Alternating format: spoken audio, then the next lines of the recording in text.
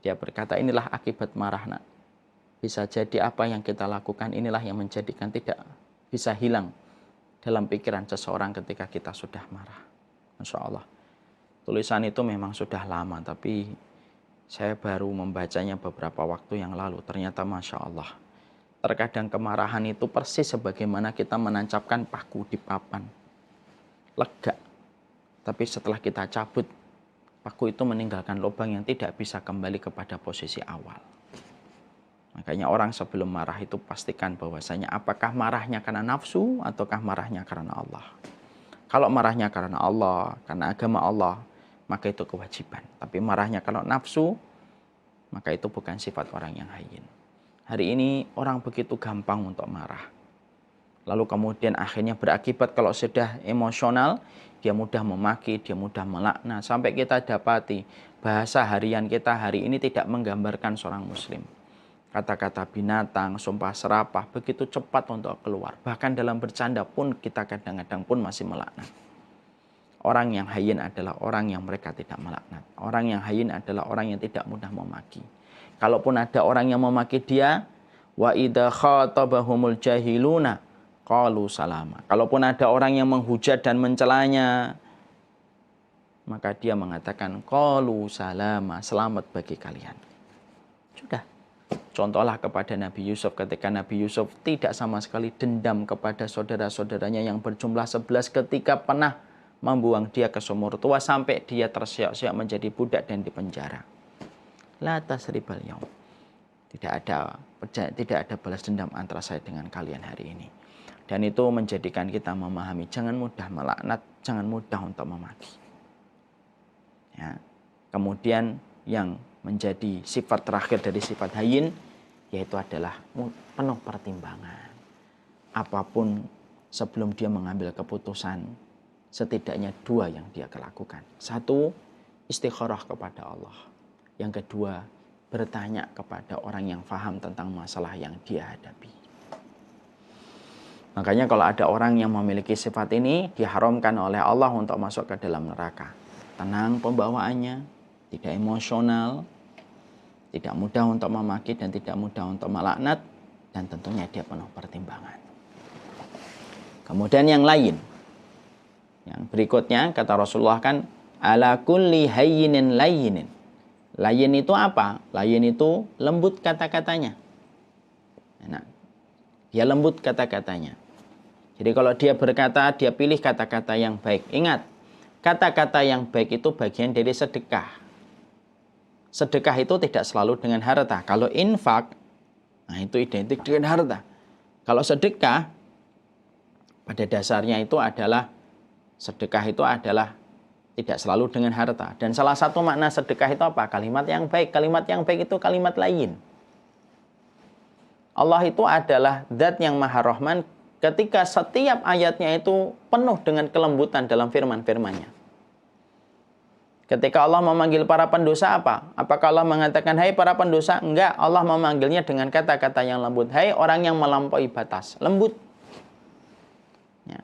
Makanya Rasulullah sampai mengatakan, al-kalimatut thayyibah shadaqatun. Kalimat yang baik itu sedekah. Jadi ketika kita mengucapkan kata kepada saudara kita, akhil karim, saudaraku yang baik, yang semoga Allah berkahi, itu kata yang apabila kita niatkan untuk memilih kata yang terbaik untuk saudara kita, maka itu adalah sedekah. Maka layyin itu dari kata lunak. Dan layyin itu merupakan sifat orang yang dirahmati oleh Allah. Fabima rahmatin minallahi linta lahum. Kalau bukan karena rahmatnya Allah, kamu tidak bisa berlaku lembut. Dan lembut itu kata-katanya. Kata-katanya empuk. Dia tidak memilih kata-kata untuk menyudutkan orang lain. Dia tidak memilih kata-kata untuk menjatuhkan orang lain. Dia tidak memilih kata-kata yang mendiskreditkan orang lain. Setiap dia berkata dalam bentuk lisan atau bentuk tulisan, diambil kata-kata yang sifatnya tidak menyudutkan orang lain. Itu namanya layyin.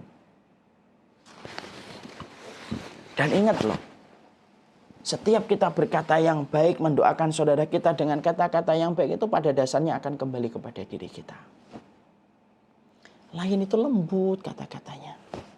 Rasulullah tadi ketika mendapati seorang sahabat teriak-teriak di dalam sholat, gara-garanya dia mengatakan yarhamukallah, tapi ketika dilarang para sahabat yang lainnya, tapi justru tambah dia berkata-kata, Rasulullah lembut kata-katanya. Rasulullah mengatakan, la yasluhu fihal illal la yasluhu fihi kalam.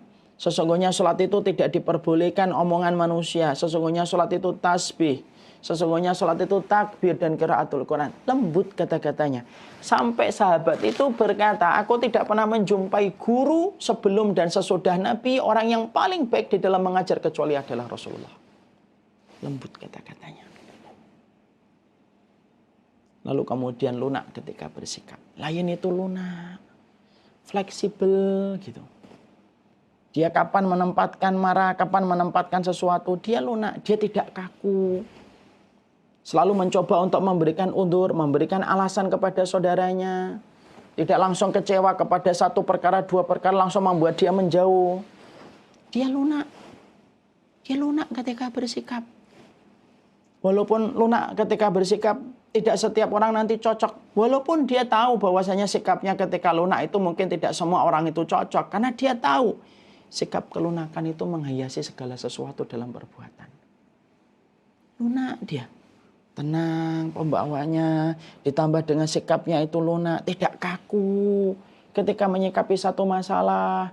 Tapi dia memberikan kelunakan dalam apa yang dia pilih dalam setiap masalah-masalah tersebut. Akhirnya apa? Lunak. Menghormati orang lain. Dipandang orang lain lebih baik daripada dirinya. Lalu bisa jadi ketika dia melihat sesuatu yang sifatnya seakan-akan orang itu lebih buruk dari dirinya, dia cepat-cepat berkata sama dirinya, mungkin dia punya kebaikan yang tidak Allah lihatkan kepada saya, yang menjadikan dia lebih baik daripada saya. Itu bentuk tawadhu. Karena lain itu ada makna tawadhunya. Melihat orang lain itu selalu lebih baik daripada dirinya. Lalu tentunya adalah simpati dan penuh empati. Sifatnya itu simpatik. Sehingga kemudian akhirnya itulah yang menjadikan orang memiliki sifat lain. Kemudian yang berikutnya, qarib. Kata Rasulullah, yang terhalang dan terharamkan dari api neraka, murah senyum. Senyum itu bahasa universal hati dan kalbu. Makanya Rasulullah itu hari terakhir ketika meninggal dunia, beliau tersenyum. Kita kalau melihat orang senyum itu tenang. Saya ketika menjumpai bapak dalam sakitnya, senyum aja itu sudah Masya Allah gitu. Lebih bernilai dari ratusan juta sekalipun. Senyum itu membawa kebaikan.